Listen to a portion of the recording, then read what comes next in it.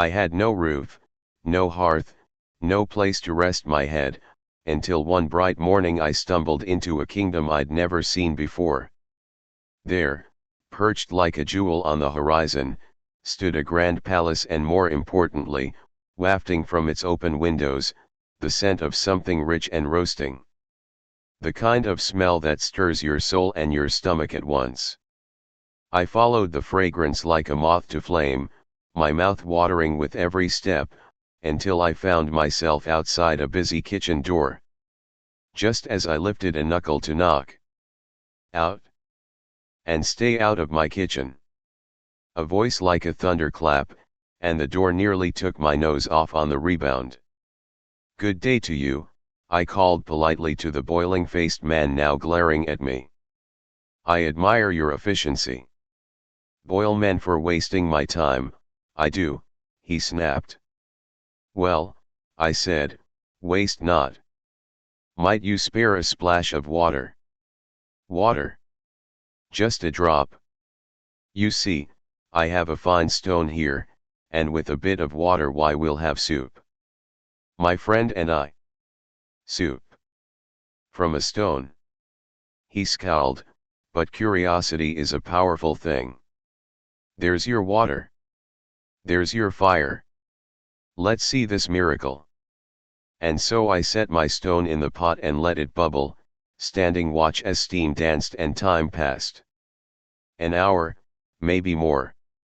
He hovered beside me, arms crossed, eyes narrowed. "Well," he grunted. "Almost," I smiled. "Only thing missing, a pinch of salt." "Salt," he muttered. "Humph." A little salt became a ladle of stock. Then some greens. A few potatoes. A nibble of lamb. Bit by bit, spoon by spoon, the soup grew bold and bright. By the end of it, the pot was brimming with stew rich enough to sing. "Ready now," I said. "But remember, it's just a simple stone soup." He slurped, chewed, blinked, and sighed. "Good." He kept the pot. I kept the memory. But before I could vanish, I was seized by a squad of palace guards, hauled before the king under accusations of deception, theft, and culinary mockery. They shouted for punishment, and the cook hollered for boiling oil. But His Majesty, calm and curious, leaned down from his velvet throne and asked, "Blockhead, what's your trade?" I bowed, deeply. "I am a teller of tales, a spinner of dreams. I sing, I dance, I know 7 words in Latin and how to bow to a dragon. I've got a trick or two, and in the right weather, I can stand on my head. I've fought dirty, but never fair. Swallowed 30 oysters in a minute. I'm not practical, I'm rare. In short, I am not domestic, but I am necessary." The king grinned. "Excellent. You can make soup from a stone, and a monkey out of a cook. But of course, your majesty. Then your punishment is this," he declared. "You shall tell me 1 story each night for a year. For each tale a golden crown. But if you ever run out of stories, to the cook you go." "Fair," I said. "It's my usual fee." And so began the grandest days of my life: warm meals, soft beds, pockets clinking with gold. Each evening, I sat by the fire and spun stories for the king, who never once dozed off. What more could a storyteller want? My wife sweet, patient, and full of dreams, and I had made it to the final day. A full year had passed, each evening spent spinning stories like golden thread, each morning greeted with a crown and a kiss. But that last morning, I awoke with the sunlight on my face, my belly full, my fortune fat, and my mind absolutely empty.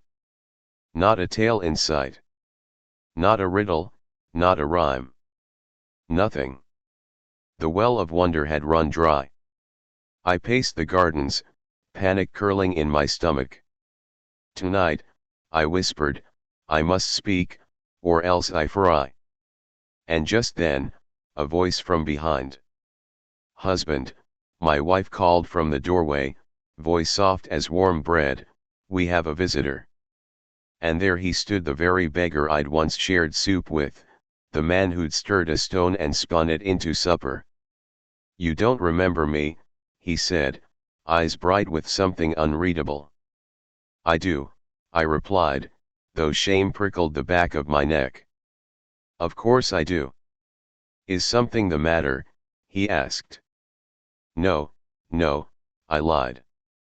"Do you need food? Shelter?" "Oh no," he smiled. "I've come to play." He reached into his coat and spilled out gold 364 crowns, to be exact, each one as familiar as the ones on my pillow. "I'll wager them against yours," he said, "dice for dice." I should have said no. I should have remembered the fire licking in the kitchen. I should have remembered I had no story to give tonight. But the gold, the gleam of it tugged at my fingers. We played. And I lost. Then I bet again. And again.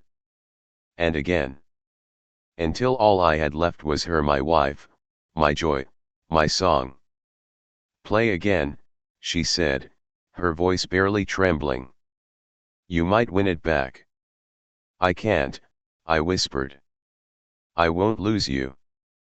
But I did. Not by chance. By fate. And when I lost her, he clapped his hands once, and the ground tilted. He pointed. "Come," he said, "you're mine now." And I changed. Not into mist. Not into shadow. But into something small, something easily lost. "A flea," he grinned, plucking me up. "That'll do nicely."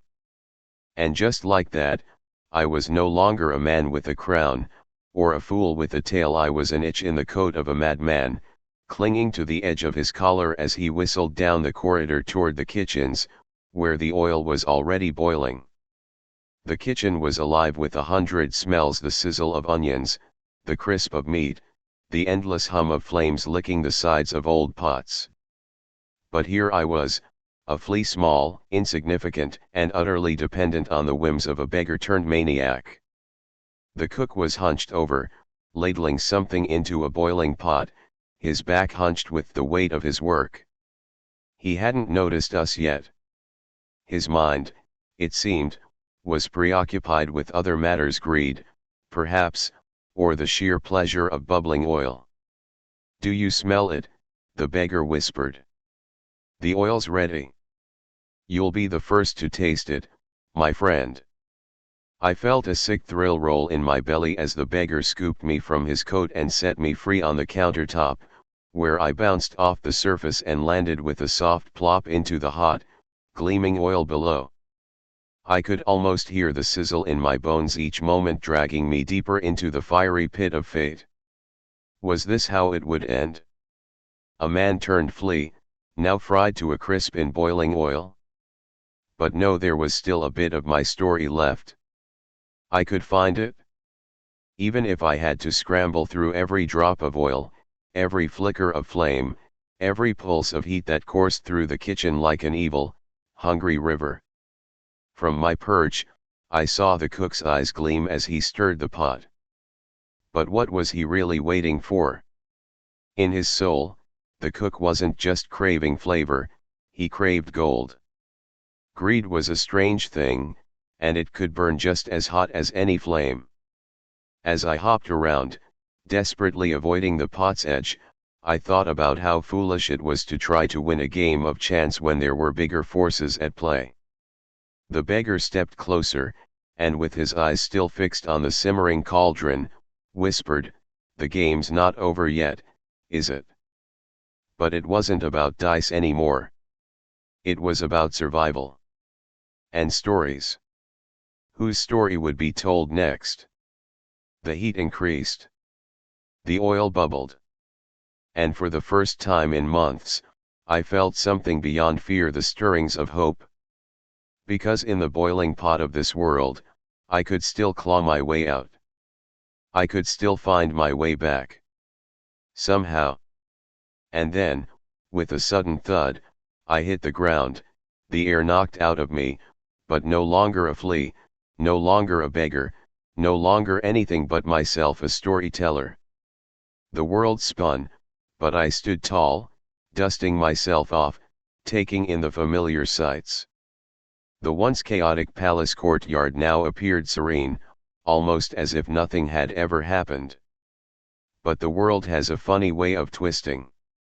One minute you're on top, telling your stories, wearing the crown of the king's laughter, and the next, you're left with nothing. Except the tale. The king looked down from his throne, his face frozen in surprise. "What's this?" he boomed. "Where did the beggar go? Where's the game?" "Ah, the game. That's what it was, wasn't it? A game of fate, of wagers, of winning and losing and stories." "Majesty," I said, my voice firm and clear, "you've had your fun, but stories aren't just for entertainment. They are lessons wrapped in laughter. A life lived through stories teaches us more than any royal decree."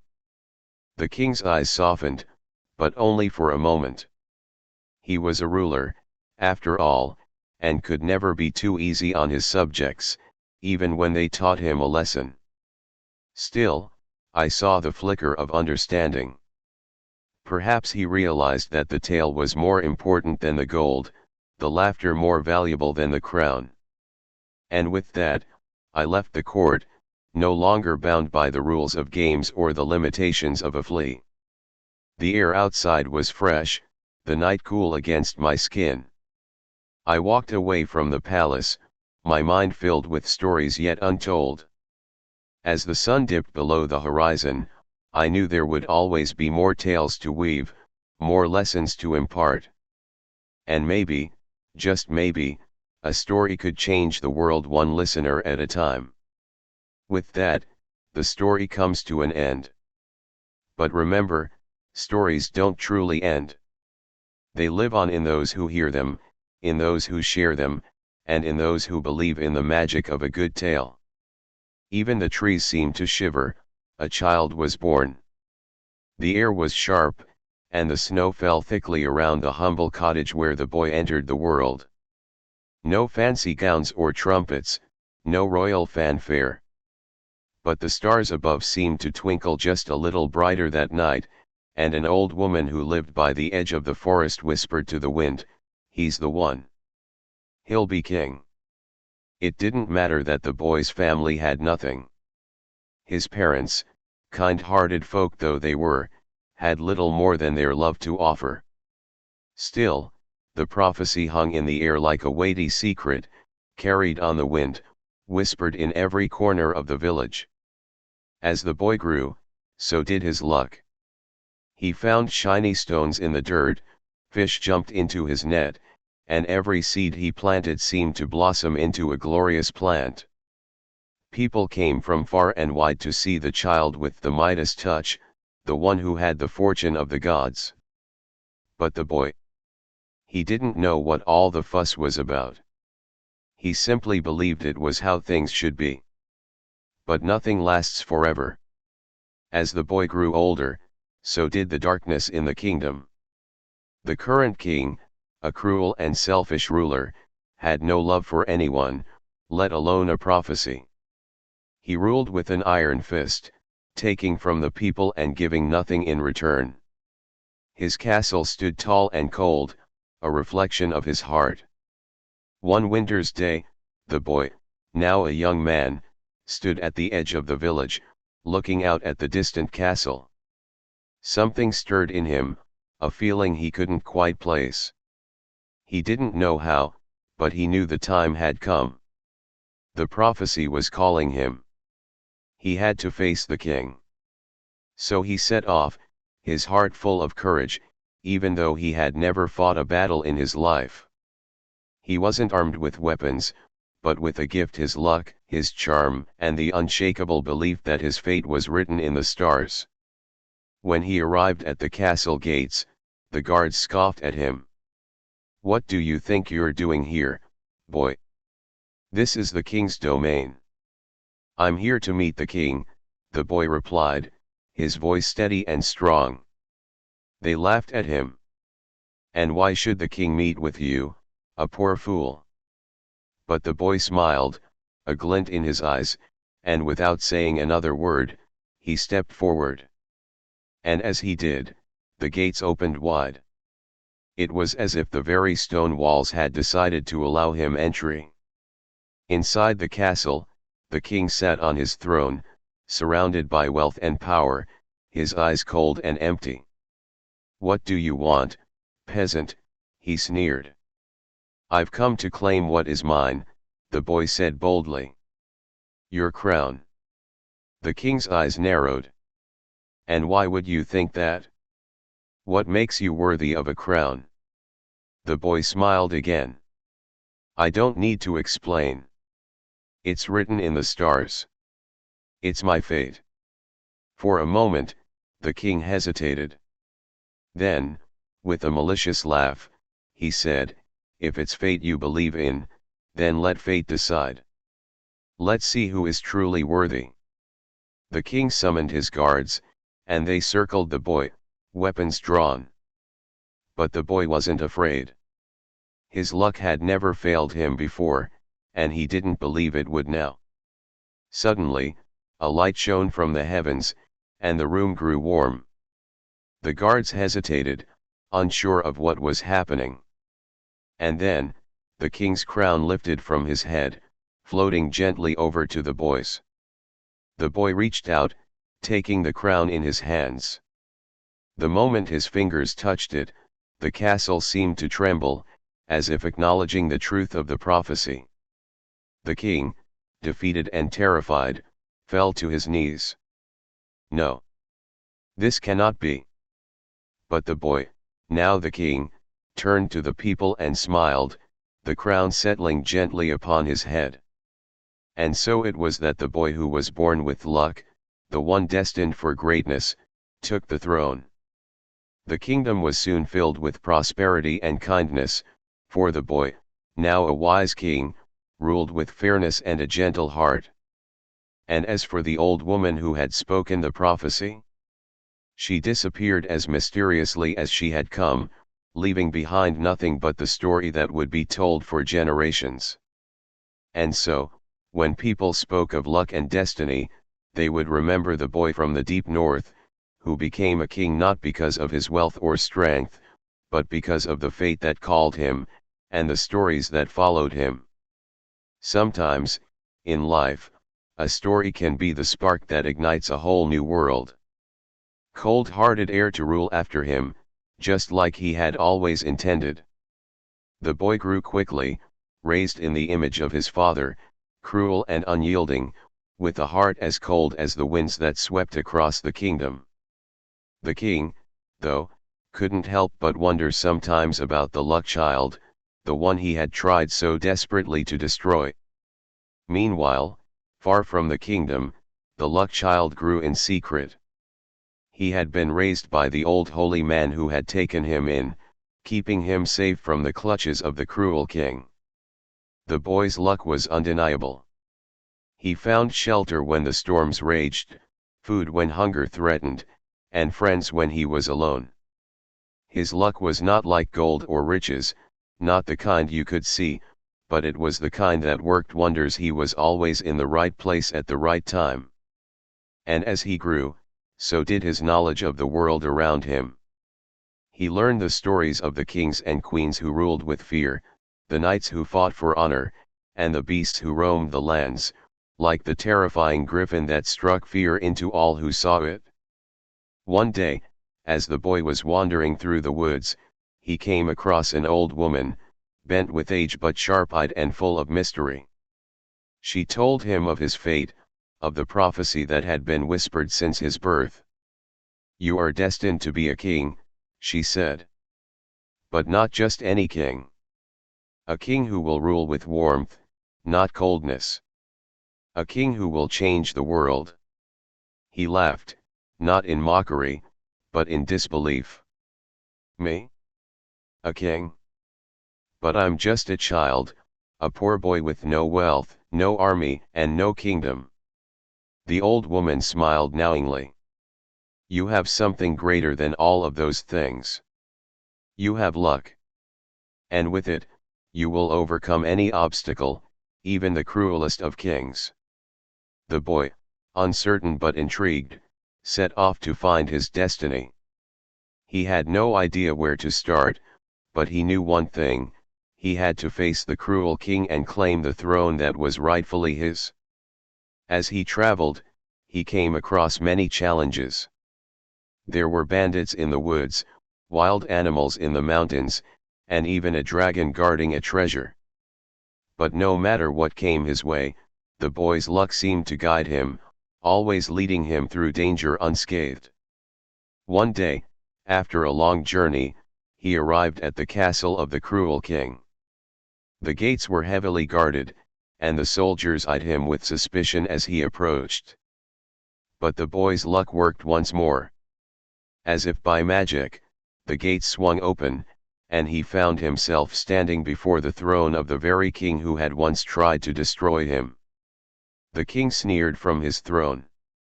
Well, well, look who's come to claim what he thinks is his. You are nothing but a lucky child, and luck won't win you this kingdom. But the boy stood tall, his heart filled with the warmth of a destiny he could no longer deny. I'm not here for luck, he said. I'm here to bring warmth to this cold kingdom, to make it a place of joy and kindness, not fear and cruelty. The king laughed, cold and harsh. You think you can change this kingdom? You think you can take my throne? You are nothing but a child. But the boy, with his luck and his courage, stepped forward. And in that moment, the prophecy came true. The cruel king's heart, already weakened by his own fear, finally gave out. The boy's luck had guided him to this moment, and in the blink of an eye, the throne was his. And so, the boy who had been born with nothing, the luck child, became the king. He ruled not with fear, but with kindness. He spread warmth throughout the land, and people came from far and wide to see the kingdom transformed. The griffin, once a creature of terror, became a guardian of the kingdom, protecting it from any harm that might come its way. And the old woman who had foretold his rise? She vanished as mysteriously as she had appeared, leaving behind only the stories of a king who was born to change the world. And the cruel king, his reign ended, was forgotten by the people.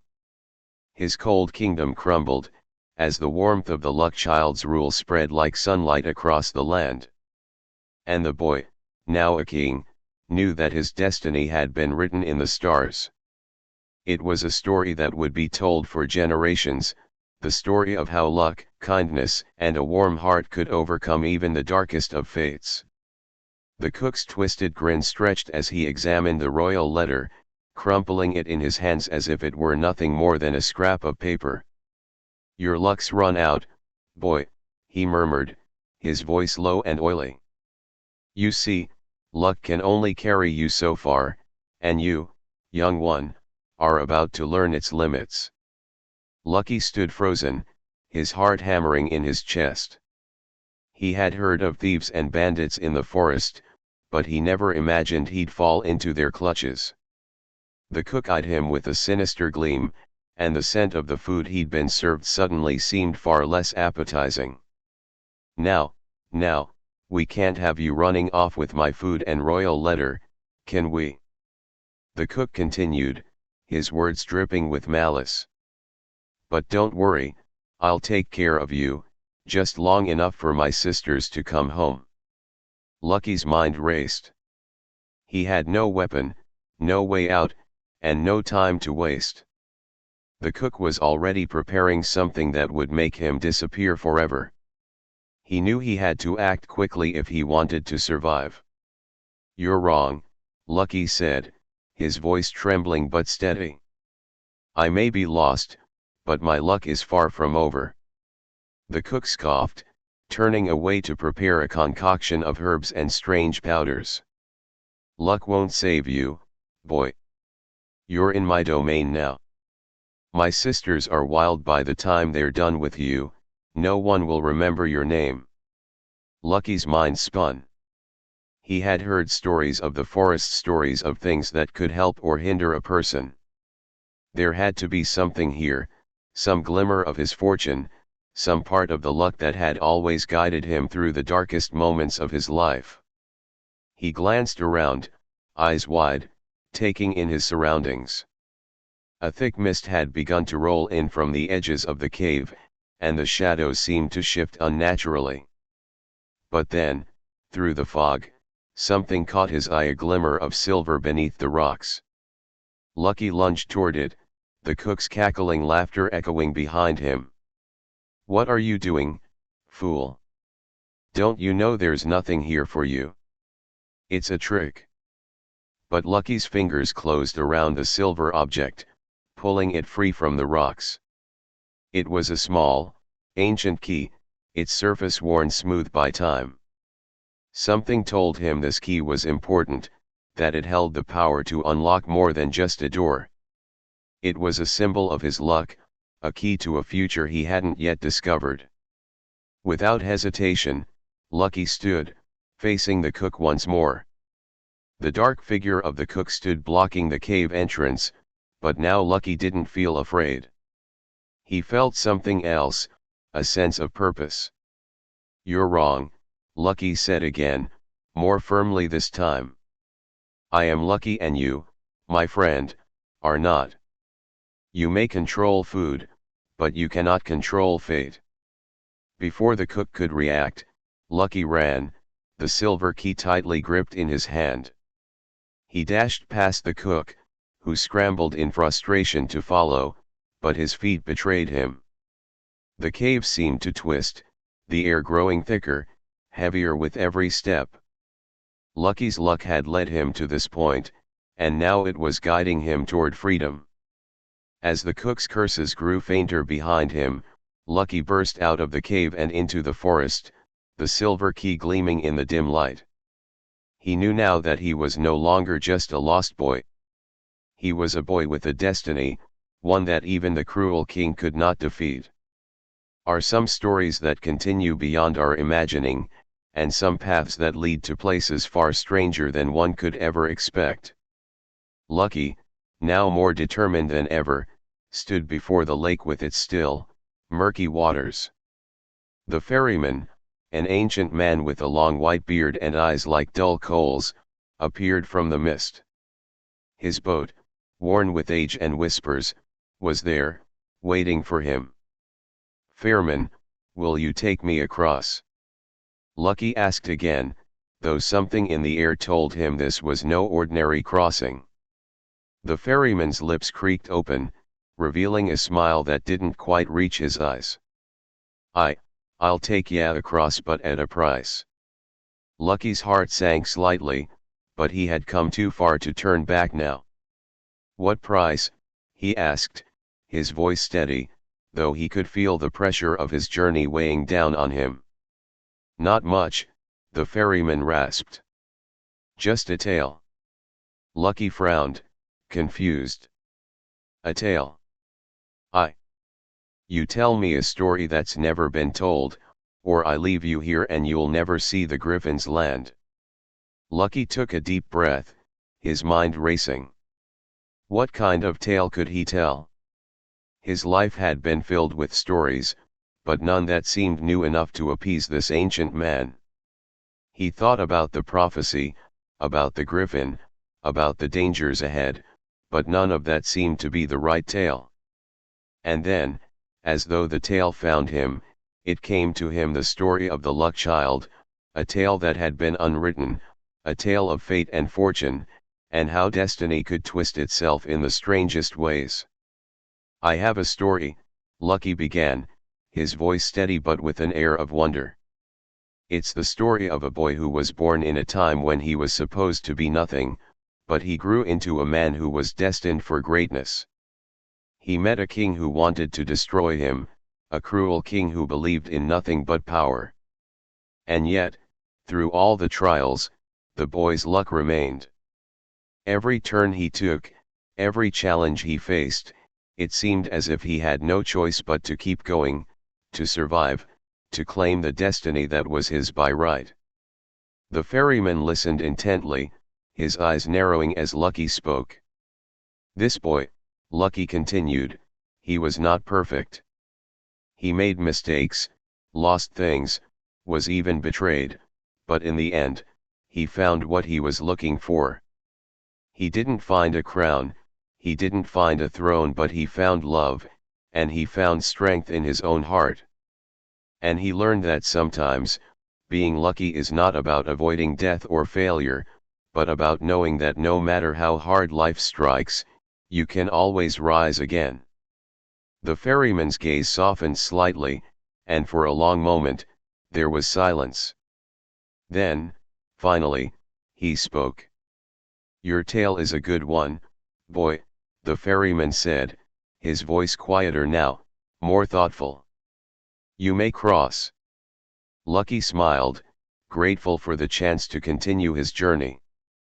The ferryman began rowing his boat across the water, and the sound of the oars slicing through the stillness was the only sound to be heard for a long while. As they crossed, Lucky felt a sense of peace he hadn't known in years. The land ahead, still distant, held its dangers, but for once, he wasn't afraid. He had told the ferryman a story that had come from the heart, and in doing so, he had claimed a victory. His luck was still with him, but it was not the kind of luck that saved him from every peril. It was the kind of luck that kept him moving forward, no matter how difficult the path. Eventually, the boat reached the far shore, and Lucky stepped off, looking ahead to the dark forests that lay before him, the lair of the griffin just beyond. He had not yet won his prize, but he felt stronger now, ready to face whatever challenges lay ahead. And so, with a new sense of purpose and a tale that had carried him across the lake, Lucky walked onward toward the griffin's domain, knowing that no matter what happened next, he was not alone. His luck, whatever it was, would keep him on the path. Feather in his hand, his heart pounding with the knowledge of what he had just done. He had tricked the griffin, and now, as the mighty beast slept soundly, he had the golden feather that was to be his ticket back to the princess. But there was still one more task ahead of him: the journey back, with the ferryman still awaiting his return, and the endless, ceaseless cycle of the ferry crossing hanging over him like a shadow. Lucky crept from under the table, feeling the weight of the feather in his hand. He could barely believe that he had outwitted the griffin, the creature that had brought so many to their doom. But the adventure wasn't over. The feather was only part of the price, the real challenge lay ahead. With a quick glance at the sleeping griffin, Lucky made his way out of the cave and into the forest. The path was difficult and treacherous, the darkness pressing in on him from all sides. His steps were cautious but determined. He had come so far, and he wasn't about to stop now.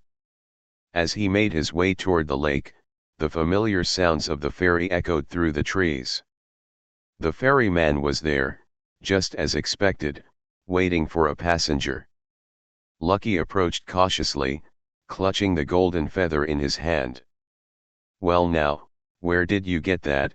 the ferryman asked, his voice laced with curiosity and an odd hint of amusement.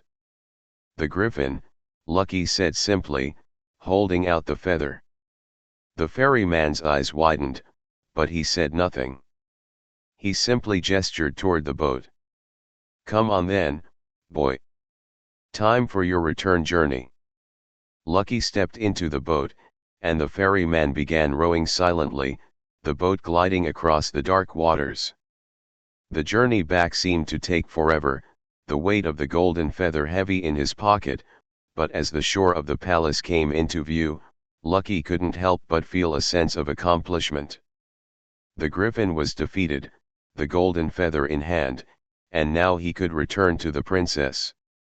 As the boat reached the shore, the ferryman gave a small, knowing smile.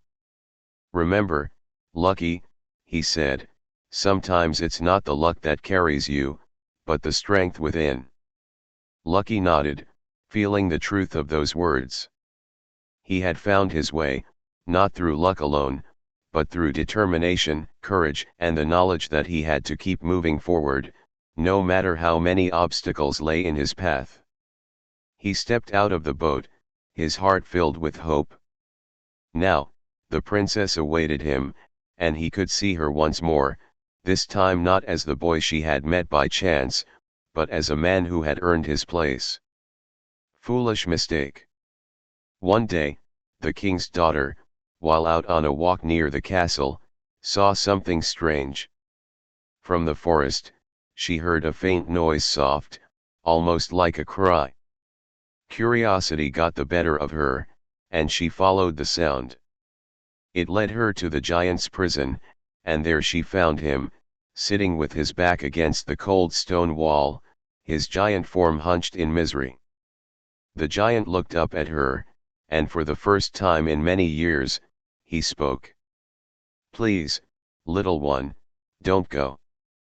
I am locked here, but my heart is somewhere out there, lost. Without it, I cannot be whole. Without it, I am nothing but a monster." The princess, moved by his sorrow, sat down beside him. "But how can I help you? How can I find your heart?" The giant's voice trembled as he whispered, "It is hidden, far from here. A dark and terrible place where the winds howl, and shadows rule. You must find it before the last of my strength fades." The princess, feeling a surge of empathy and courage, made a vow. "I will find it. I will return with your heart, no matter the danger." And so, she set off on her journey, deep into the dark woods where the winds howled louder than thunder, where every shadow seemed to move with a life of its own. She followed clues that seemed to appear out of nowhere, whispers in the wind, strange markings on trees, and dreams that guided her. Eventually, she came upon a cave where a faint light flickered inside. She entered carefully, and there, sitting on a rock, was a small, glowing heart, bright and golden, yet pulsing with an eerie, unfamiliar energy. It was the giant's heart, and she knew instantly that it was the key to his humanity. But as she reached out to take it, a voice echoed through the cave. "You dare take what does not belong to you." A dark figure stepped from the shadows, a sorcerer, ancient and twisted, whose eyes gleamed with malice. "You cannot return the heart," the sorcerer sneered. "Without it, the giant will remain the monster he is. With it, he will become something far worse." The princess stood tall, though her heart raced. "I believe in him. I will return this heart, no matter the cost." And with those words, she took the heart and fled the cave, the sorcerer's curses ringing in her ears. She ran through the dark forest, her legs aching, but determination in her chest. She would not fail. When she finally returned to the giant's prison, she placed the heart back in its rightful place. The moment it touched the giant's chest, he gasped, his body trembling, his form shifting. The cold, heartless monster began to melt away, replaced by a gentle giant with a soft, kind heart. The princess smiled, relieved that she had done the right thing. The giant, now fully restored, knelt before her. "Thank you, kind princess," he said, his voice filled with gratitude. "You have shown me the power of compassion and kindness. I will forever be in your debt." As the days passed, the kingdom prospered. The princess and the giant became great friends, and together they helped the kingdom flourish. The giant, now with a heart, was no longer feared, but loved. And so, he lived happily ever after, no longer a terror, but a protector. As for the princess, she returned to the castle, where the king, grateful for her bravery, allowed her to rule by his side. And when she became queen, the kingdom knew peace and prosperity for many generations. And so the story of the giant with no heart and the brave princess who restored it was told for years to come, a tale of compassion, bravery, and the power of belief in one another. Return.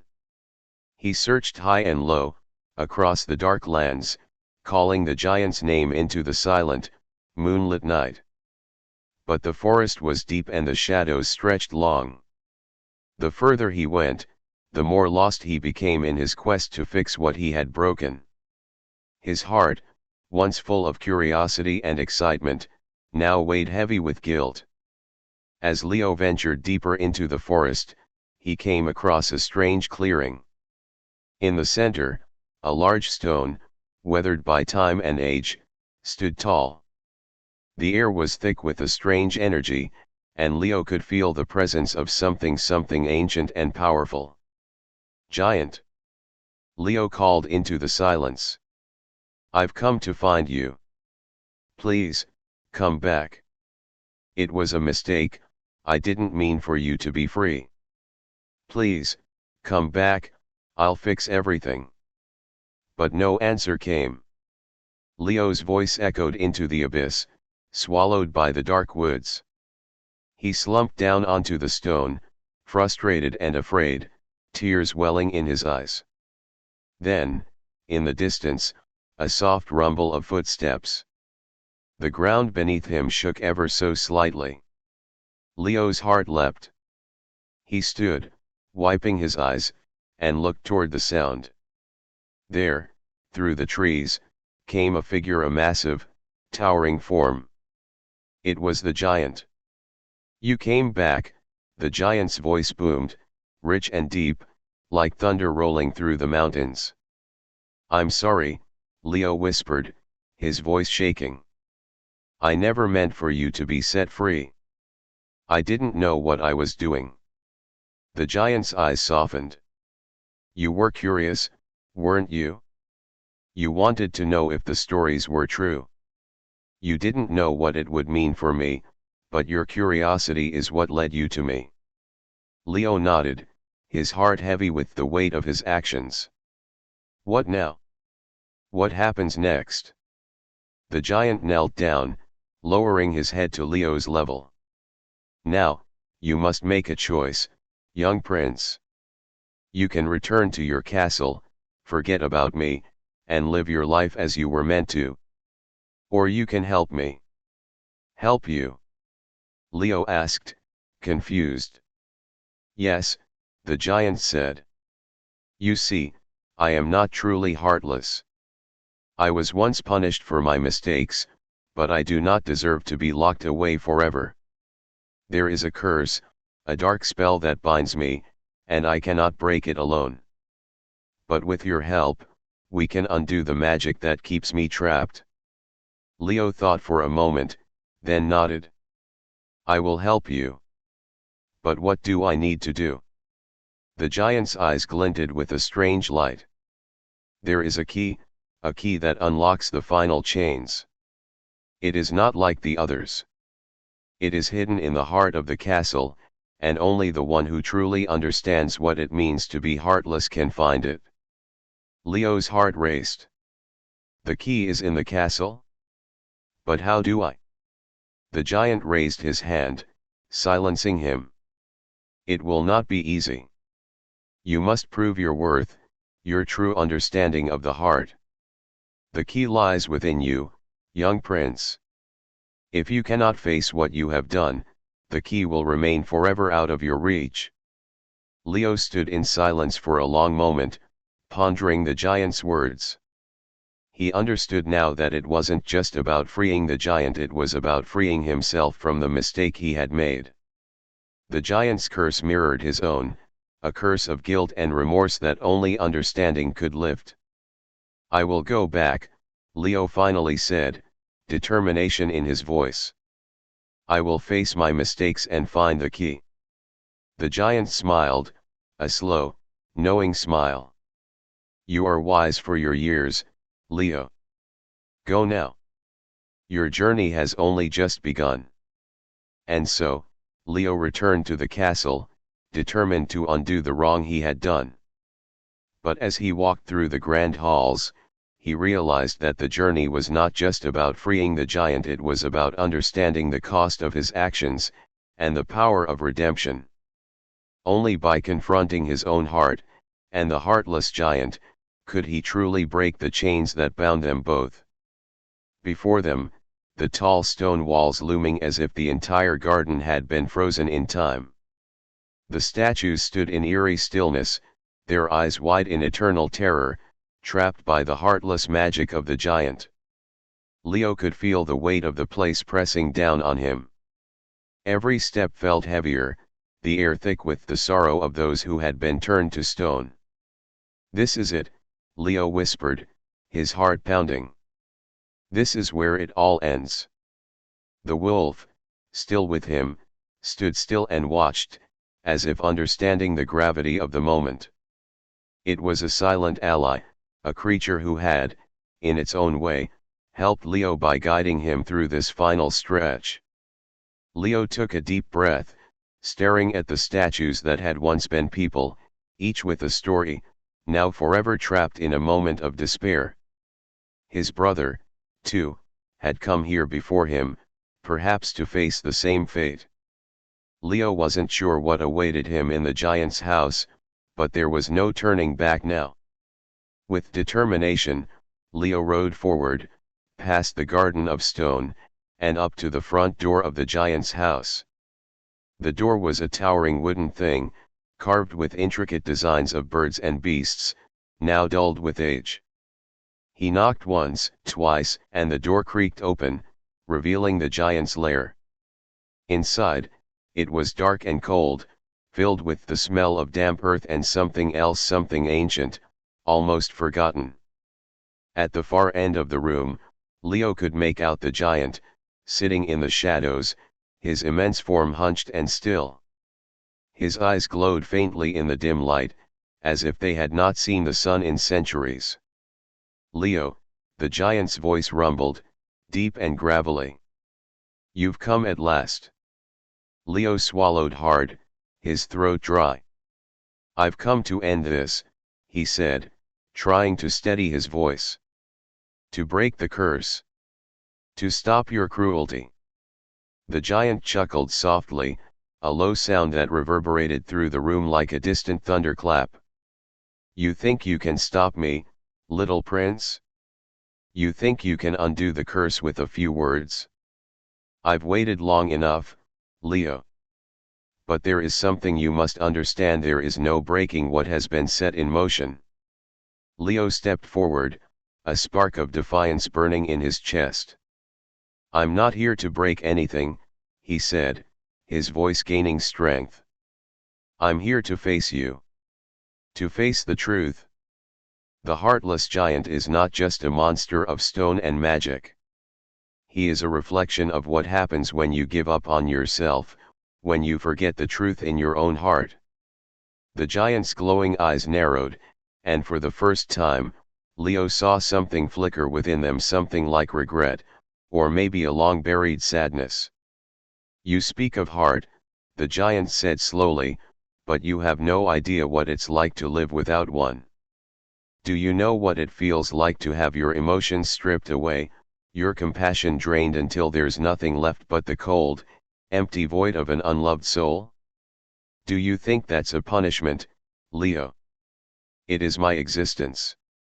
Leo's heart clenched as he listened. The giant's words weren't just anger, they were pain, a pain Leo could now understand in his bones. I don't know what it's like to be you, Leo said softly. But I know what it's like to feel lost. I know what it's like to feel like everything is your fault, like you're carrying the weight of the world on your shoulders.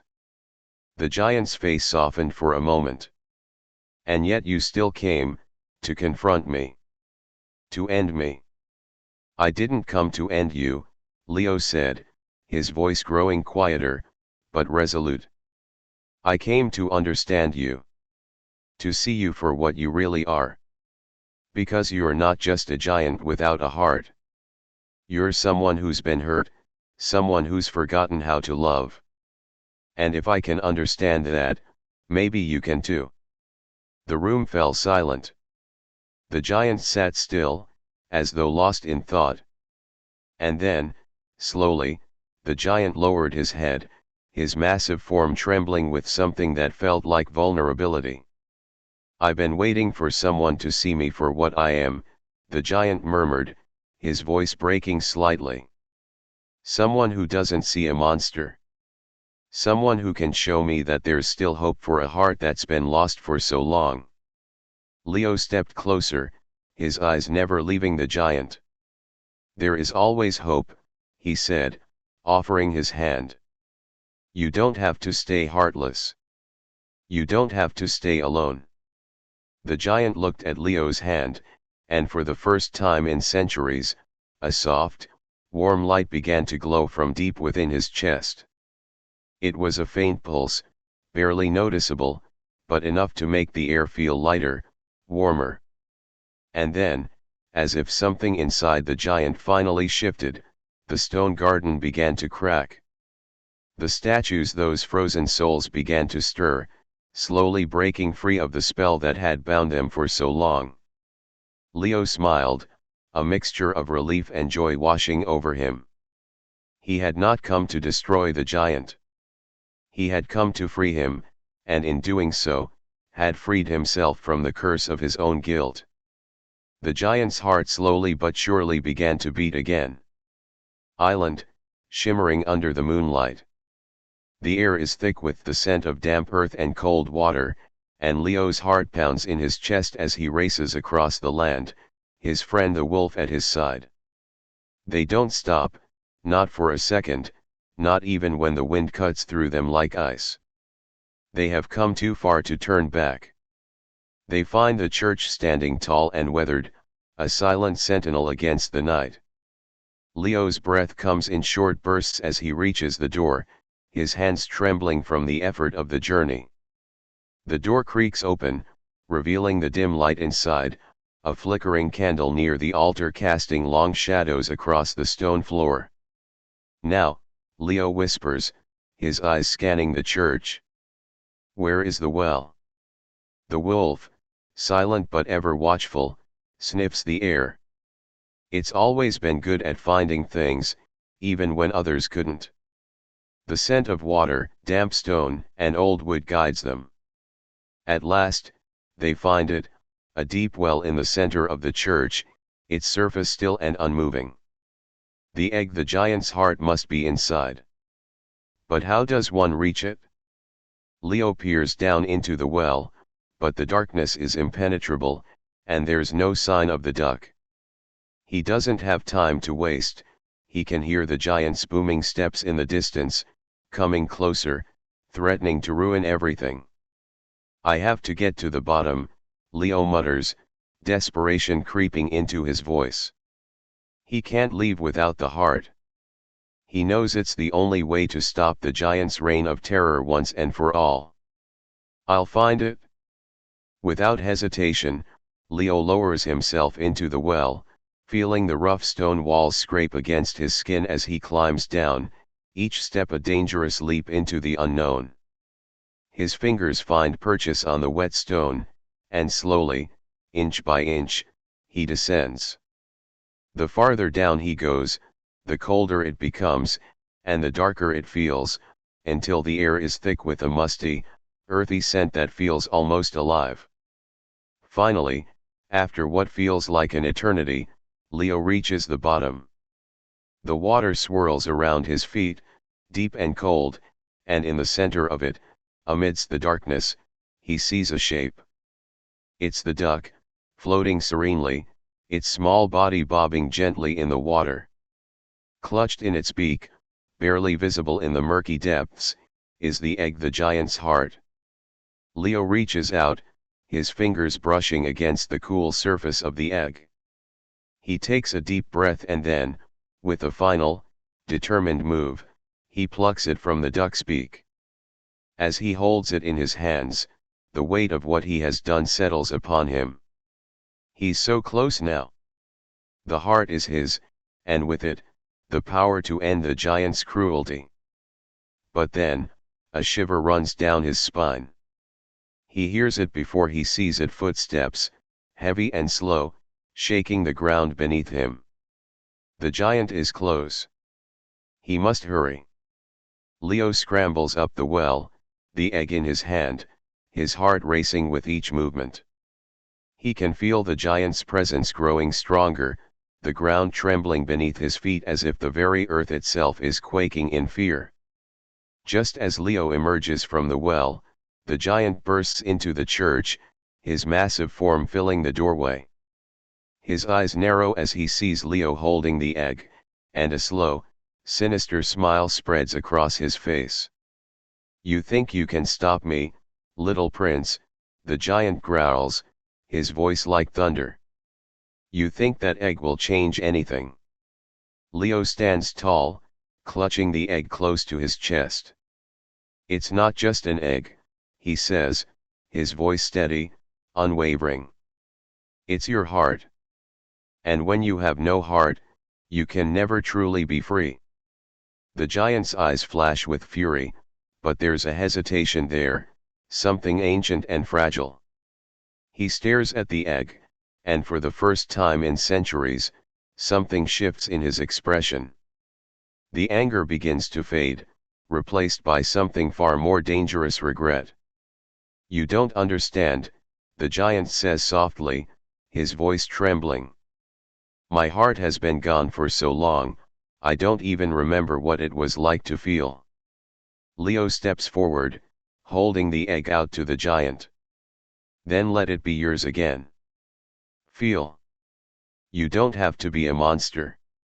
For a long moment, there's only silence.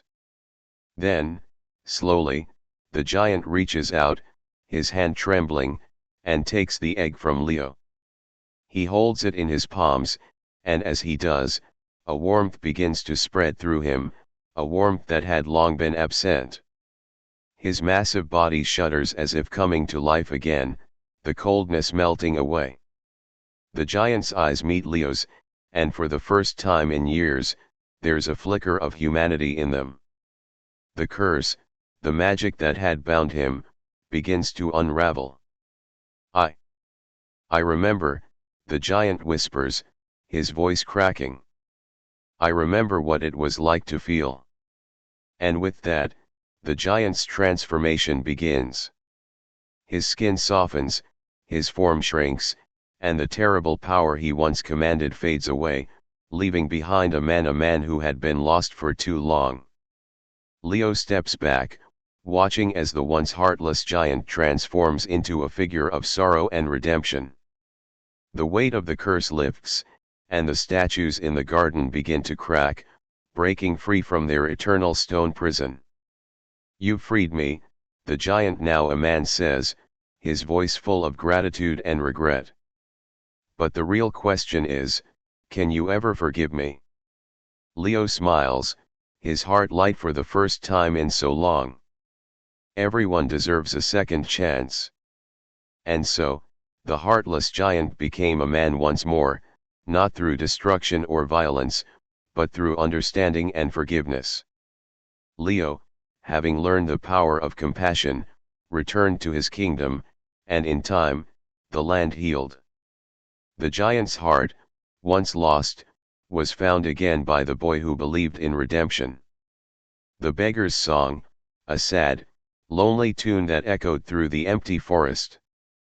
The beggar was old, his clothes tattered, his eyes dim with years, yet there was something about him, something not quite right, something that made the soldier pause. "What's your name, old man?"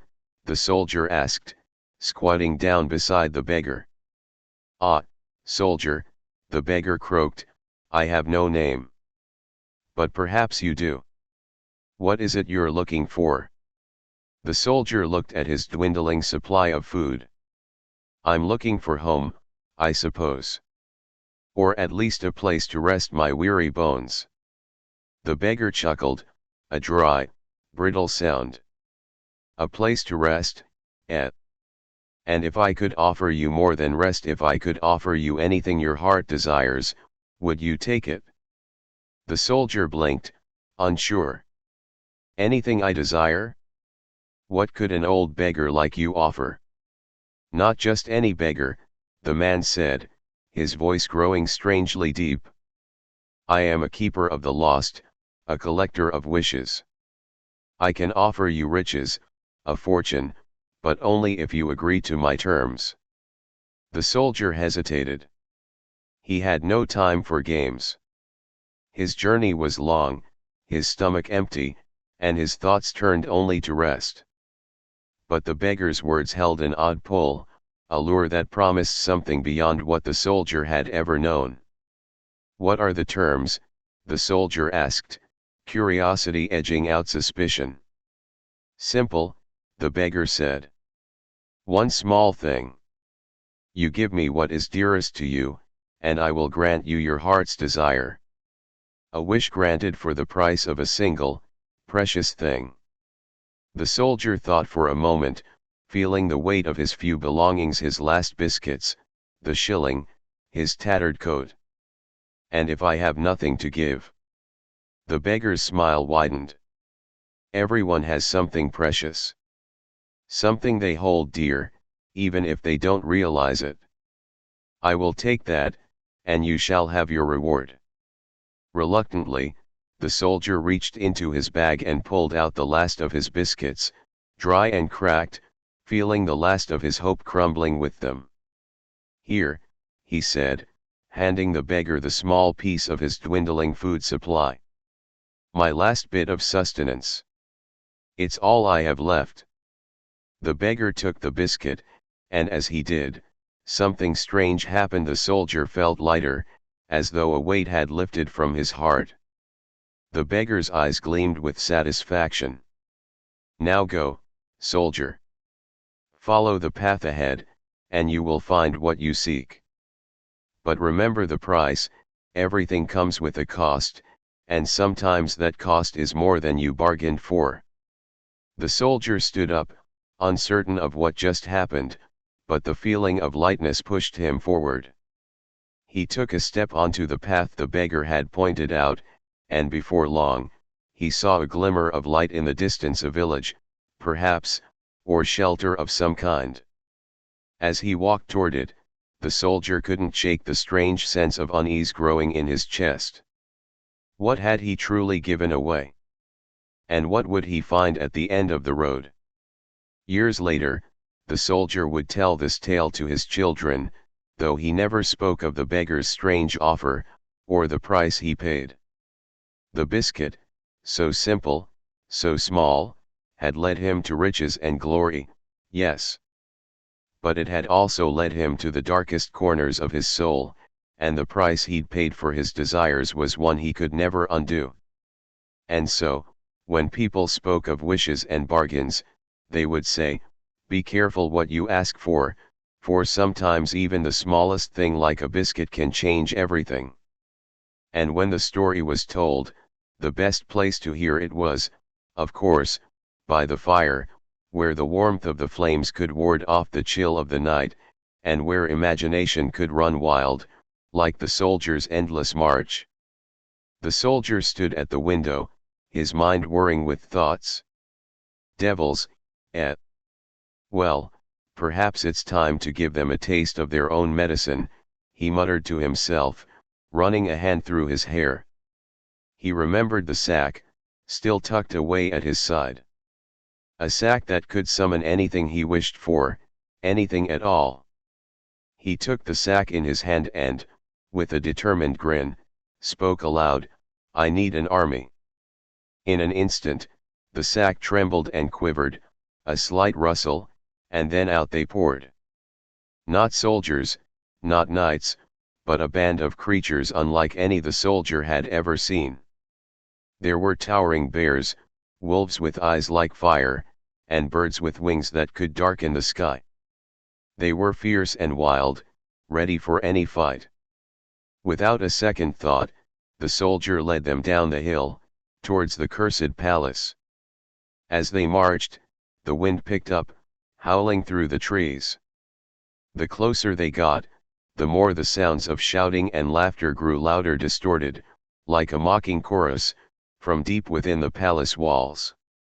The palace, once majestic, was now a ruin.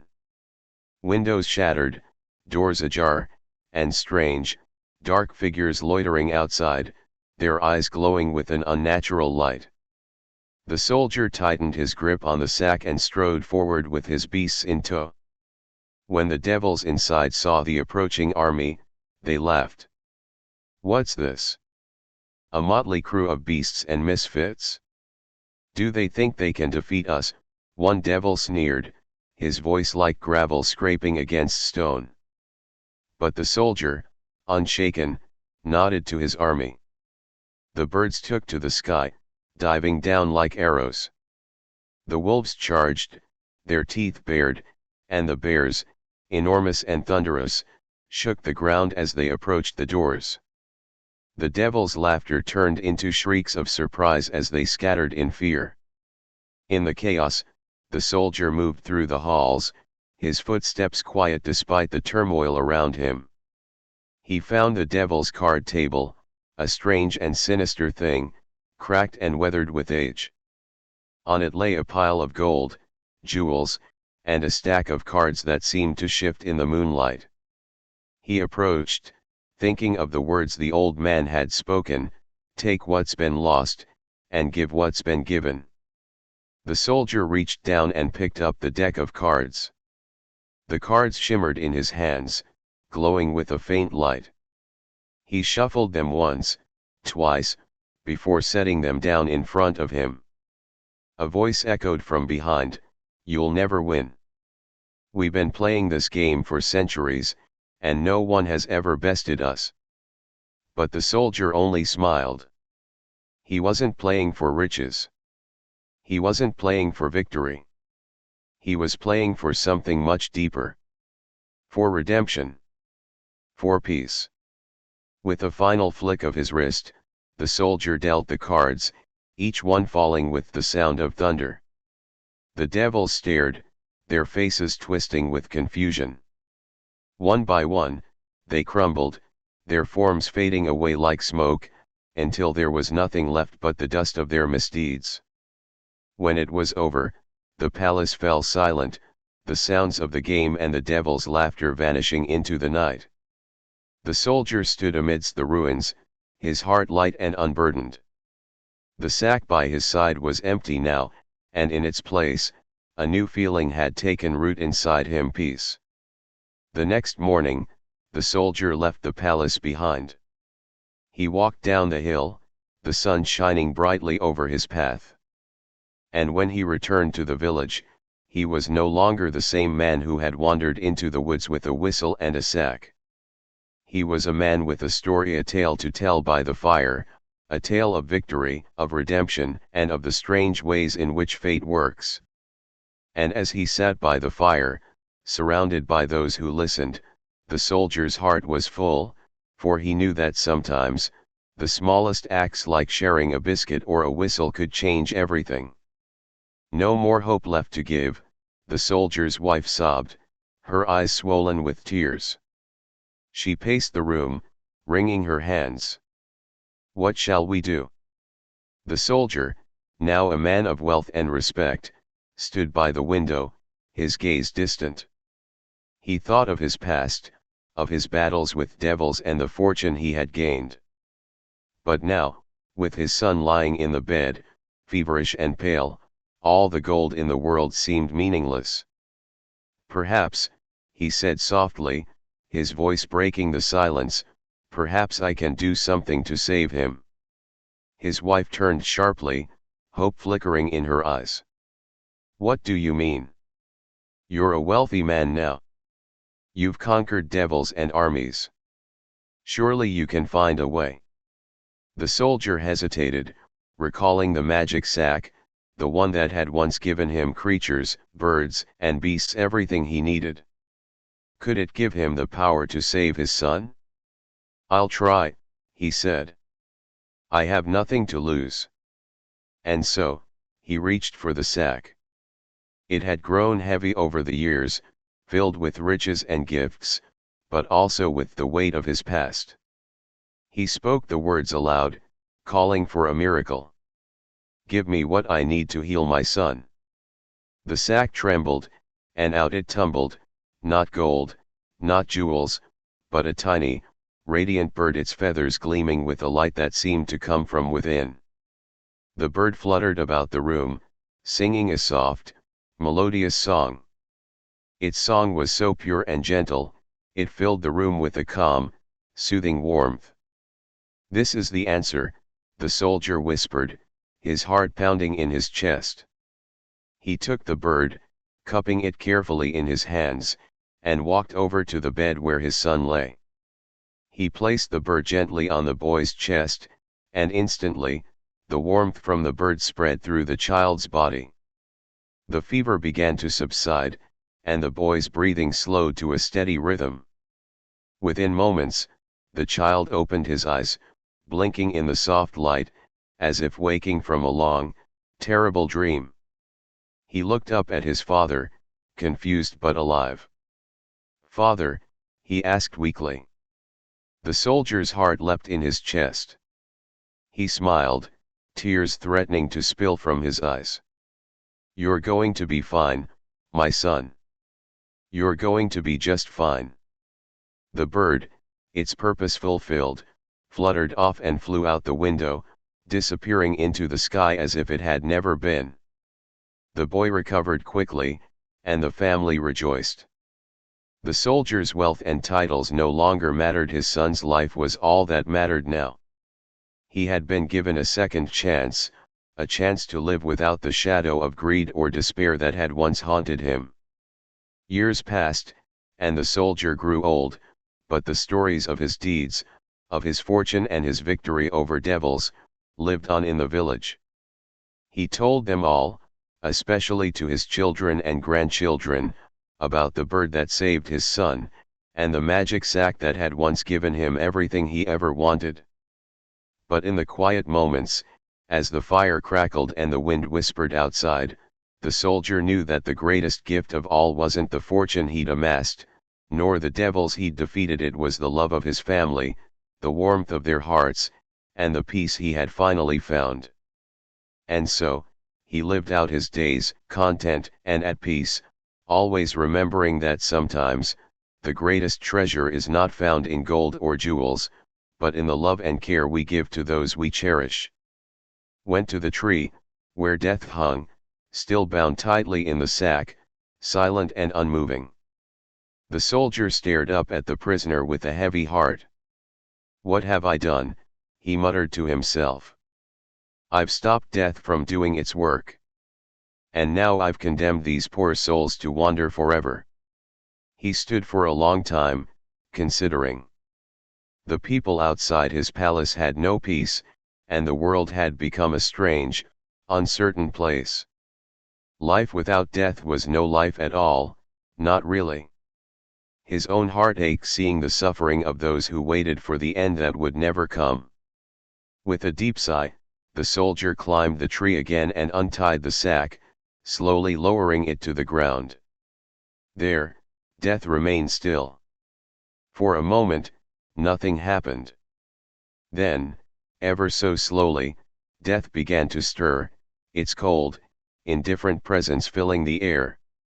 "Release them," the soldier said quietly. "Let them die when it's their time. I made a terrible mistake." Death didn't speak, but the soldier could feel its presence shift, as though it understood. With a slow movement, Death rose from the sack and walked toward the soldier, who stepped aside and made way. In that moment, the soldier understood something he hadn't before. Death wasn't the enemy. It was part of life, something that allowed the world to keep turning. And without it, there was no meaning to anything. His greed for eternal life had taken that away from everyone. "You've learned your lesson," Death said, a voice like the wind itself, cold and final. "Now, return to your people." The soldier nodded solemnly. He knew what had to be done. He returned to the palace, and as soon as he did, he saw the relief on the faces of the people who had been waiting for release. Death had returned to its rightful place in the world, and the suffering that had filled the soldier's heart began to fade. He called his family together, explained what had happened, and for the first time in many years, he felt at peace. The boy, now grown, was well again. The soldier took a long look at his life and realized that though he had lived through extraordinary events, the most important lesson of all was about the natural balance of life and death. And so, the soldier lived out his days not as a man who had cheated death, but as a man who had learned to accept it. He became a wise old man, sharing his story with all who would listen, reminding them that life was precious, but it was only through death that its true meaning could be understood. Filled the sack with feathers. The troll entered the room, his eyes narrowing as he saw the task had been completed. But his face twisted into a grimace as he sniffed the air, looking for the trace of feathers. He knew something was amiss. Impossible, the troll grumbled, shaking his head. You've done it, haven't you? Anna stood there, tired and drained, but smiling softly. Yes, I've done it. The sack is ready for you. The troll looked at the sack with suspicion, his fingers twitching towards it, but something was different this time. The air seemed lighter, as if a certain magic had been woven through the room while Anna had been asleep. It was subtle, a soft and quiet shift. The troll was unaware of the magic, of course he was too focused on the sack and the task he had set. Well, the troll muttered, his voice hoarse. I'll take it then. But before he could touch the sack, a strange sensation rippled through the room. The troll froze, eyes wide with confusion, as Anna stepped forward. You should leave, she said, her voice soft but firm. You've abused me for too long. You've forgotten what it means to have a heart. The troll blinked, the weight of her words hitting him like a thunderclap. For the first time, he felt something stir deep inside him. It was foreign, uncomfortable, and a little frightening. Leave? What do you mean, leave? The troll stammered, his stick lowering as if the weight of it had suddenly become unbearable. You've taken enough from me, Anna said, her words growing stronger as a strange power filled the room. Now, I will take back what you owe me. She raised her hands, and the sack of feathers began to shift, as if alive. The feathers whirled around the troll, lifting him off the ground. He struggled, reaching for his stick, but it was useless. The more he fought, the more the feathers seemed to bind him, wrapping him in soft, relentless coils.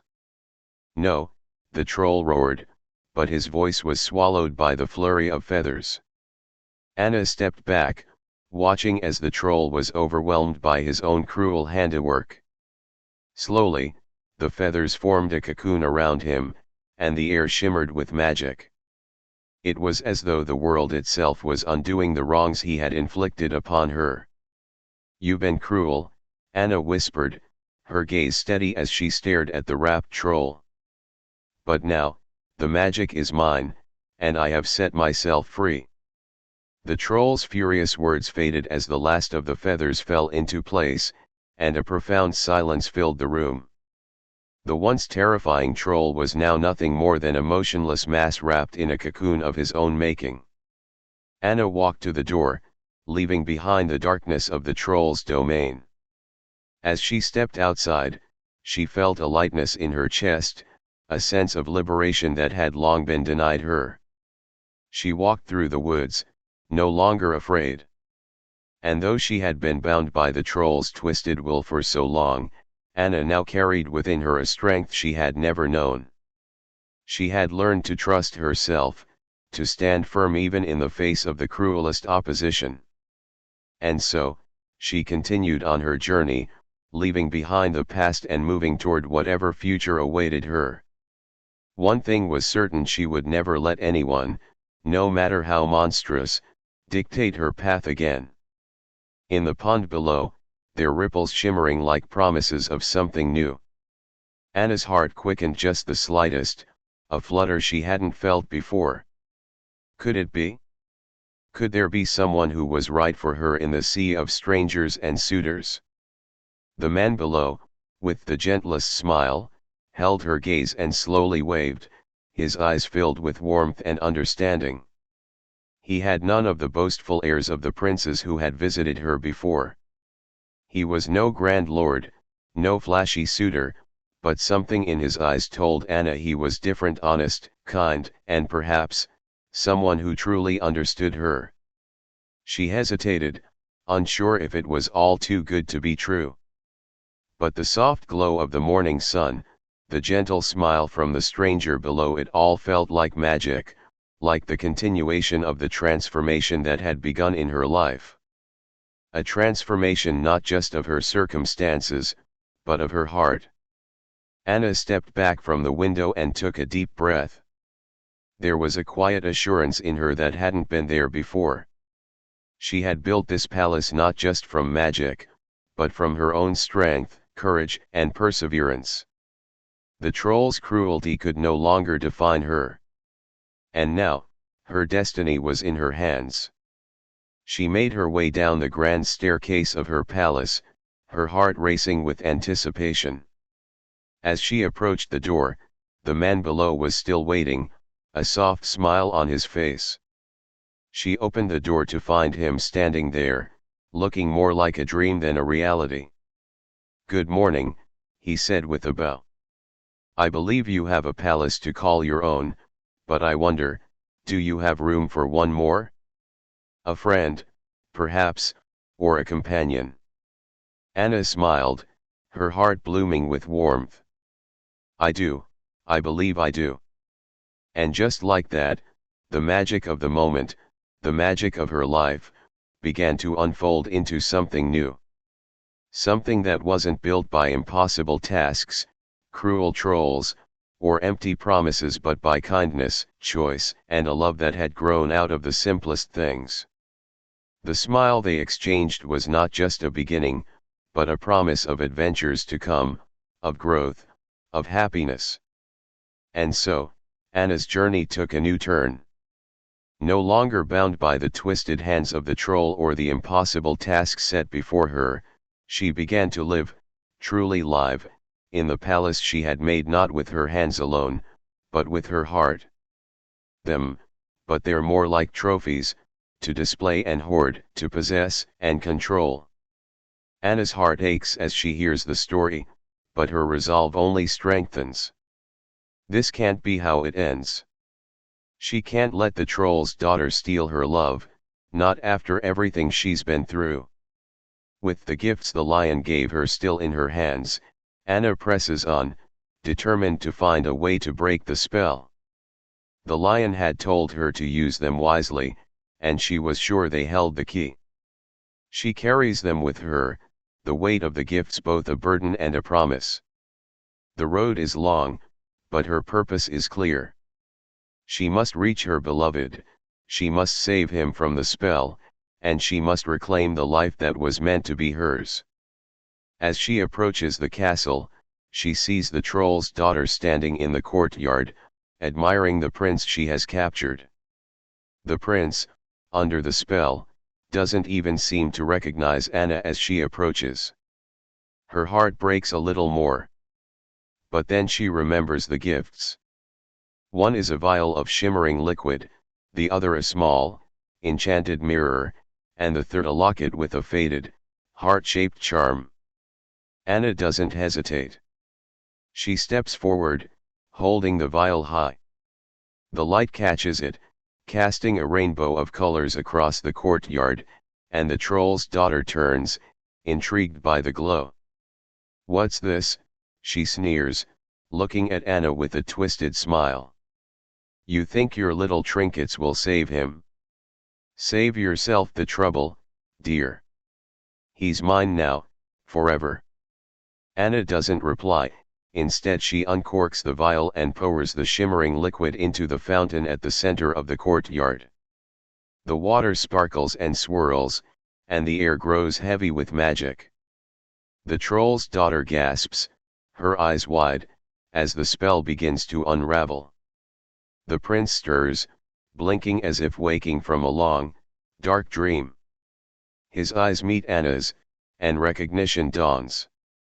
"Anna," he whispers, his voice hoarse, as if he hasn't spoken in years. "Yes, my love," she replies, rushing to him. "I've come to save you." But before they can embrace, the troll's daughter lunges at Anna, claws outstretched. With a cry of fury, she attempts to stop Anna from breaking the spell completely. But Anna, holding the enchanted mirror, turns it toward the troll's daughter. The mirror reflects the true nature of the troll's daughter, her twisted, ugly soul, and the sight of her own reflection is enough to stop her in her tracks. "No," the troll's daughter screams, recoiling from the mirror as if burned. "You can't do this." But it's too late. The spell shatters, and the troll's daughter vanishes in a puff of smoke, her magic no match for the power of true love and the gifts Anna had been given. The prince, now free from the spell, collapses into Anna's arms, his face full of relief and gratitude. I didn't know what I was doing," he murmurs. "I'm so sorry, Anna. I don't know how to make it up to you." Anna smiles, brushing a lock of hair from his forehead. "You already have," she says softly. "You're here. And that's all that matters." And so, the two of them walk back to the castle, hand in hand, where Anna is finally able to live the life she had always dreamed of, one not defined by cruelty, but by love, kindness, and the promise of a future built together. And as for the troll and his daughter, they were nothing more than a distant memory, a tale that would be told in whispers, reminding others of the power of love and the strength to overcome even the darkest of spells. A low, eerie sound reverberates through the walls of the castle, as if the very stones themselves are groaning with the weight of some ancient secret. Deep in the vaults, a lock clicks, the cold metal turning slowly, as if it's been dormant for centuries. The air is thick with the scent of dust and decay, and a shadow stirs, faintly at first, then more distinct. From within the darkness of the vault, a figure steps forward, a tall, gaunt man, his face pale and hollow, his eyes wide and unblinking. He's been imprisoned for a long time, forgotten by the world above. The prince's curse, it seems, had bound him here, just as the troll's magic had bound Anna's love. The figure doesn't move fast, but his presence is unmistakable. He stares ahead with an empty gaze, and when he speaks, his voice is a rasping whisper. The time has come. The balance must be restored.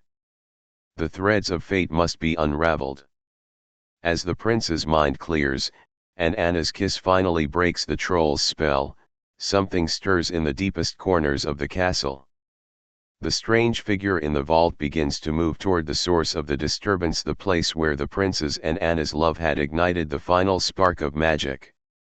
This figure, forgotten by all, holds the key to the prince's past, to the forces that had been at play long before Anna ever set foot in the palace.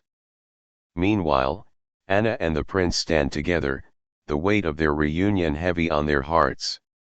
The joy is fleeting, as the prince remembers little of the years he's lost, but the clarity he feels now is undeniable. His true bride, Anna, stands before him, the kiss having awakened not just his love for her, but something deeper, something he cannot yet fully comprehend. As they turn toward the castle's high tower, the figure from the vault appears at the entrance, his pale face barely illuminated by the dim light filtering through the corridors. He speaks again, his voice ringing in the silence of the castle. "You've broken the spell, but there is a greater magic at work here. This castle, this land, it is built on secrets, on bargains made long ago. The one who held the power here is gone, but there are others still. Anna, holding the prince's hand, stands tall. Who are you? The figure steps into the light, revealing a familiar face, a man from the prince's forgotten past, one who once wielded great power, a forgotten king, or perhaps something darker. His name is lost in the winds of time, but his purpose is clear. I am the keeper of all that was hidden, he says. The time has come for the truth to be known. A deep silence fills the room as the figure steps closer. He raises a hand, and in it, a small, delicate object no larger than the palm of his hand glows faintly with the same light that had once illuminated Anna's kiss. A crystal, sharp and gleaming, like a shard of the very heart of the castle. This, he continues, is the heart of the curse. You have freed the prince, but you've yet to free yourselves. You must destroy this to set all things right. The crystal trembles in his hand, and suddenly, it becomes clear the prince and Anna are no longer just fighting against the troll's magic. The very land itself, the place where they now stand, is wrapped in layers of magic, bargains, and promises that span back generations. The crystal is the last thread that holds everything together. Anna, now knowing the full weight of what's at stake, turns to the prince. Together, we can undo this. Together, we can make everything right. The prince, though confused by the sudden revelations, takes her hand, and in that moment, something within him stirs, a forgotten power, a connection to the ancient forces that had always been just beyond his reach. He feels the truth of it, the magic of their bond, stronger than any spell. As the figure watches, his eyes filled with the weight of centuries, he whispers, "You must break the crystal. Only then will the castle be free. Only then will the land heal. Only then will your love be truly free." Anna, with her heart full of resolve, steps forward, the crystal glowing brightly in her hand. The prince stands beside her, his hand on hers, the warmth of their love shining like a beacon in the dark. And with a final, decisive move, they destroy the crystal, shattering it into 1,000 pieces. The ground trembles, the walls shake, and for a moment, the very air seems to hold its breath. Then, with a sudden rush, everything falls silent. The magic lifts.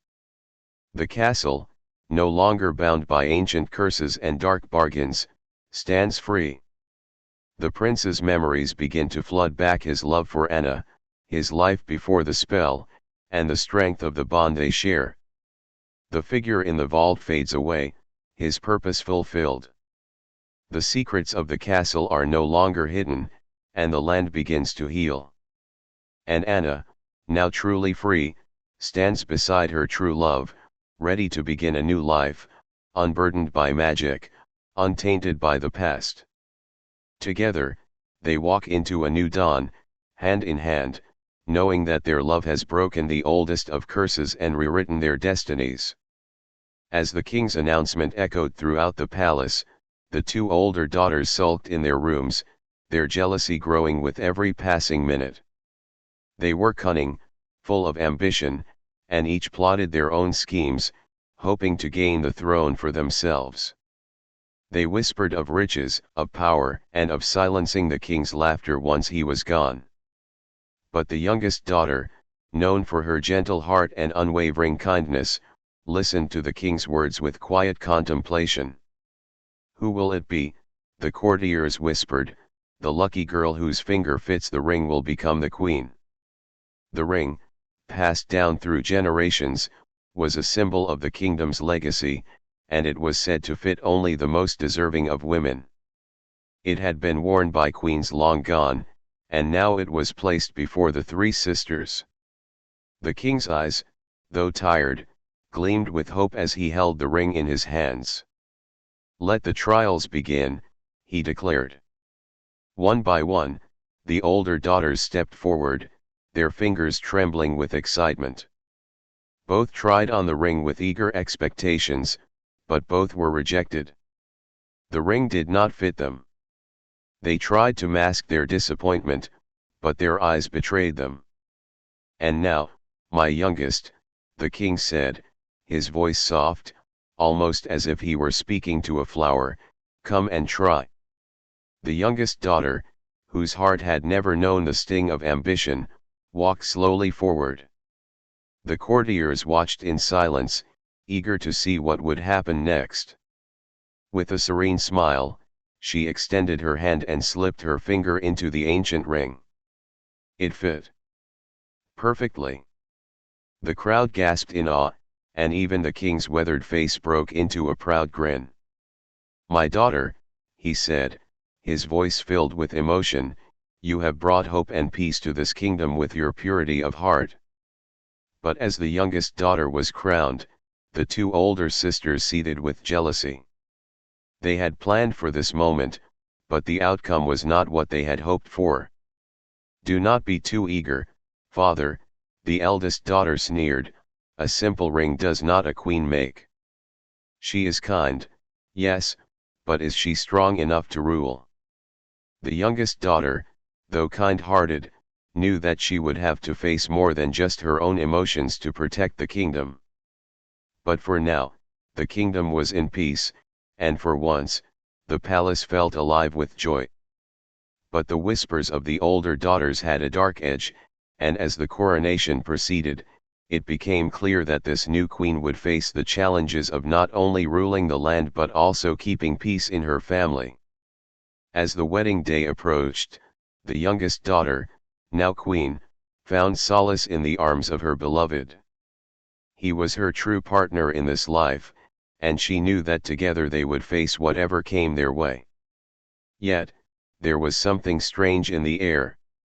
The older daughters had promised to be civil, but their smiles never reached their eyes. And then, one evening, just as the royal couple settled into their new chambers, a loud knock echoed through the castle. It was the eldest daughter, who, with a smug grin, entered the room. "You may be queen now, sister, but remember the ring was not the only test." A shadow moved behind her, and the youngest queen's heart skipped a beat. What was this test? What new trials awaited her? Her beloved stood by her side, but the atmosphere thickened with unspoken tension. The older sisters had always had their schemes, but now, they were not merely words. They were threats. The youngest daughter, now queen, did not know how this story would end, but she knew one thing: she would not let the darkness take her kingdom.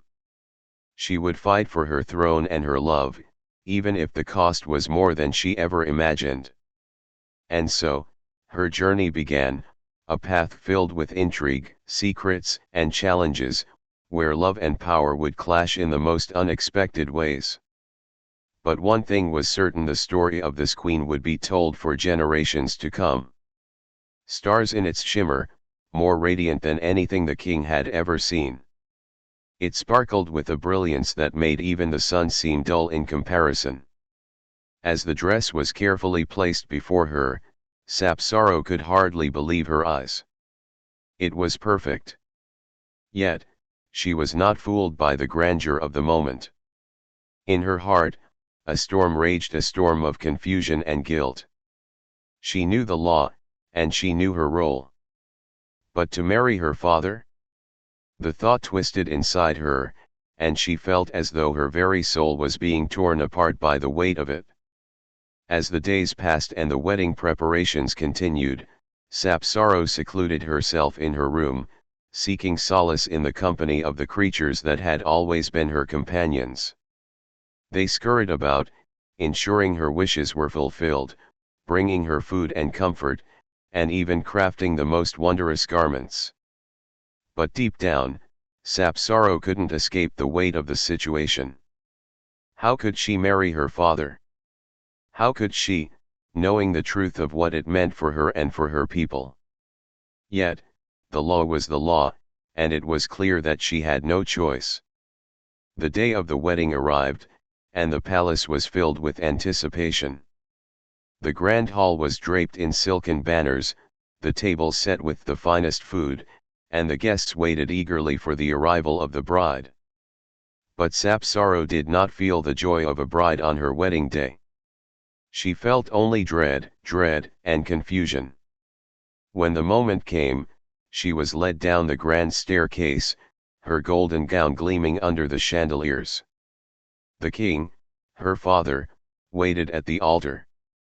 His eyes were filled with love and pride, but Sapsaro could not bring herself to meet his gaze. Instead, her mind raced, searching for any way to escape the path she had been forced onto. But no escape came. The ceremony began, and Sapsaro's heart grew heavier with each passing moment. She could hear the whispers of the courtiers, the whispers of the people, and yet, she felt as if she were drowning in a sea of her own shame. Then, as the king placed the crown upon her head and called for the final vows, Sapsaro, in that moment of absolute desperation, did the only thing she could think of. She turned to the creatures who had always been there for her, the ones who knew her better than anyone, and whispered a single request. "Help me." And just as the king was about to speak the final words that would bind them together forever, the creatures began to stir. From the shadows of the palace, from every crack and crevice, they emerged, weaving their magic into the very air around them. In an instant, the entire hall shimmered with light, and before anyone could react, the ring once a symbol of fate and law disappeared. The wedding gown, the sparkling golden dress, transformed into a brilliant, shimmering cloak that wrapped around Sapsaro, giving her a newfound strength and clarity. The king, bewildered, stood motionless, unable to understand what was happening. The courtiers gasped in shock. But Sapsaro, no longer the trembling princess forced into a twisted fate, stepped forward with newfound courage. "I will not marry you," she declared, her voice steady and firm. "I will not be bound by the law that traps us both in this nightmare. I am not your bride, father. I am your daughter. And I will find my own path, my own destiny." With that, the creatures carried her away, lifting her high above the ground, their wings fluttering with the power of freedom. The palace, the law, the oppressive traditions, they were all left behind, fading into the distance. And Sapsaro, once a prisoner to her own fate, now soared into the sky, free at last. As for the king, he stood alone in the grand hall, his dreams shattered. But even as he gazed upon the empty space where his daughter had stood, he knew deep down that he had never truly known her. His love had been selfish, and it was only in losing her that he understood the true meaning of love that did not seek to possess, but to set free. And so, Sapsaro's tale became one of legend, a story of a princess who defied the law, who broke free from the chains of fate, and who found her own happiness no matter the cost. Knew how to weave her spells with the precision of a master, and so she set about her plan. The king, grieving the loss of his beloved queen, was in a vulnerable state. His heart, full of sorrow, was easy prey for the witch's manipulations. She appeared before him one cold winter's evening, cloaked in the shadows of the palace halls, her smile as sharp as a blade. She spoke in a soft, enticing voice, promising to ease his loneliness, to heal his broken heart. She spoke of magic, of power, of beauty so great that it could melt even the coldest sorrow. At first, the king resisted. He had no desire for a new bride, not when his heart still wept for the queen he had lost.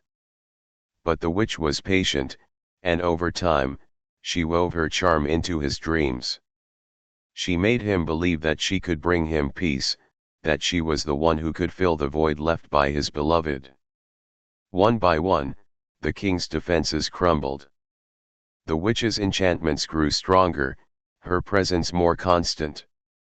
And so, the king agreed to marry her, driven not by love, but by the hope that her magic might restore him to some semblance of happiness. On the day of their wedding, the people gathered in the great hall, whispering among themselves. There was something unsettling about the witch, the way her eyes glimmered with something darker than love, the way she smiled too widely, as if she were hiding a secret. But none dared to speak of it, for the king's decision had been made, and it was not for them to challenge.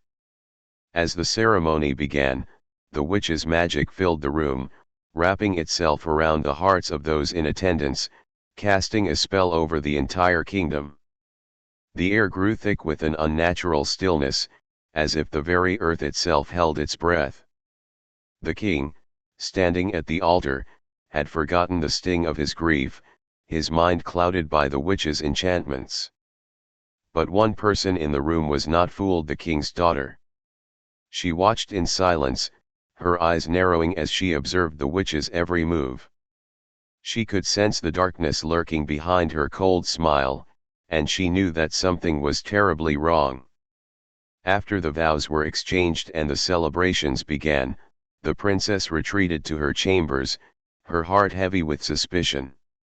She could not allow her father to be tricked by this wicked woman, not when she knew the truth. In the dead of night, the princess crept into the witch's quarters, determined to uncover her secrets. She moved quietly through the palace, her footsteps soft as shadows, until she reached the witch's chamber. There, hidden beneath a veil of dark magic, the truth was revealed. The witch was no ordinary woman, she was a powerful sorceress, one who had once sought to claim the throne for herself. She had cast a spell over the king to make him forget his grief, to erase all memories of his beloved queen. The witch had stolen the king's heart, and with it, his will. The princess's blood ran cold as she uncovered the full extent of the witch's plan. But she would not let it succeed. With all the strength of her love for her father, she gathered her courage and set forth to break the witch's spell. The princess sought the help of the creatures who had aided her in the past: the birds, the foxes, the wise old owls, and together they crafted a plan to free the king from the witch's grasp. The time had come for the kingdom to be freed from her dark influence, and the princess would be the one to do it.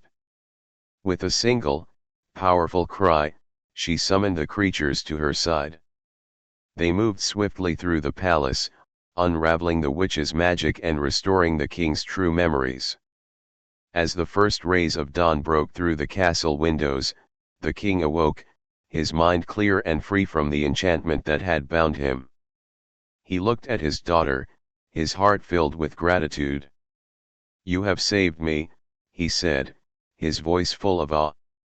"I was lost, but you brought me back." The princess smiled softly. "A father's love should never be clouded by magic. You are my king, my father, and no spell can change that."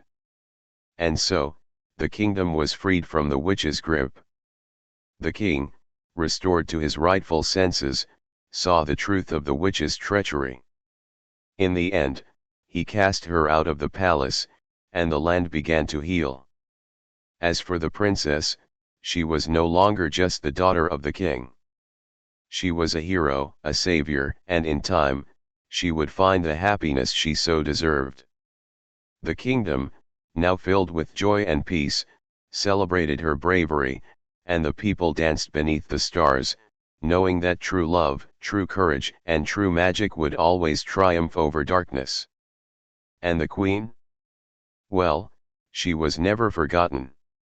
Her memory lived on in the hearts of the people, and in the strength of the princess who had carried her father through the darkness, and into the light.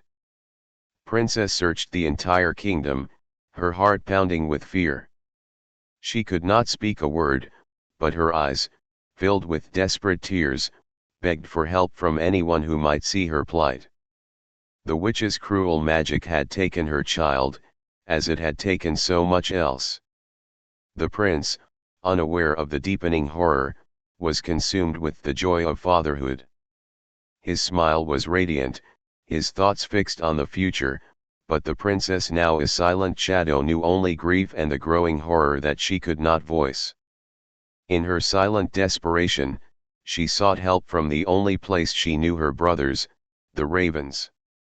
She climbed to the top of the tower, the place where she had first made her vow, and sat in silence, hoping that they would hear her plea. And they did.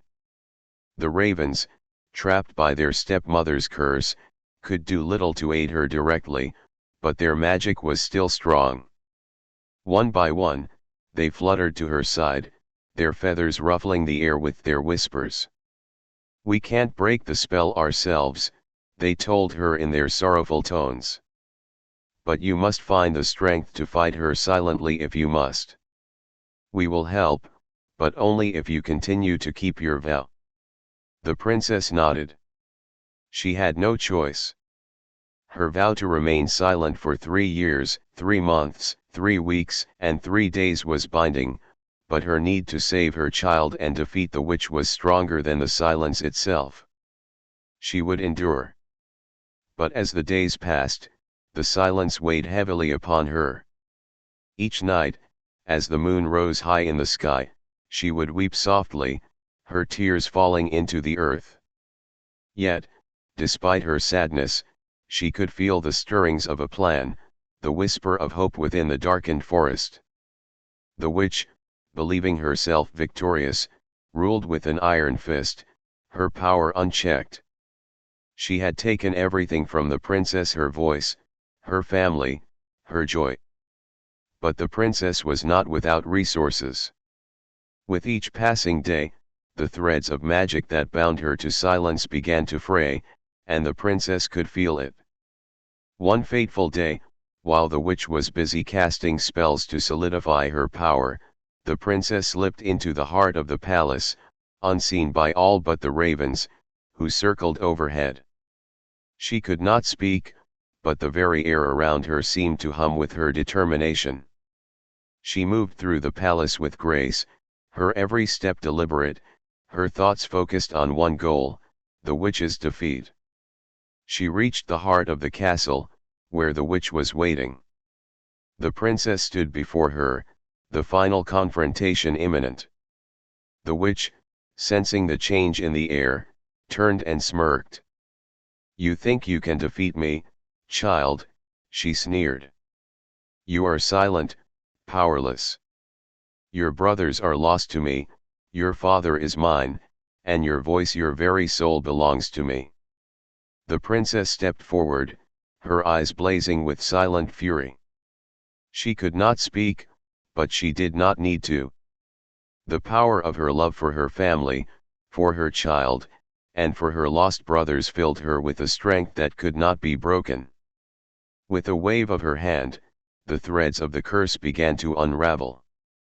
The witch hissed, the magic in the air crackling as she tried to maintain her hold, but it was too late. The princess's silent strength broke through the witch's dark magic, and in a final burst of energy, the curse shattered. The witch screamed in fury, but it was the princess who stood victorious. The spell that had bound her to silence was broken, and with it, the witch's power dissolved.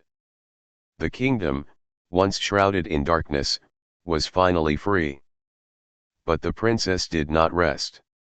She searched once more for her lost child, and with the help of her brothers, the ravens, she found him hidden away in the witch's lair. She held him in her arms, tears of joy streaming down her face as she whispered his name for the first time. It was a name she had longed to speak for so long, a name that was now her sweetest song. The princess and the prince were reunited, and their love was stronger than ever.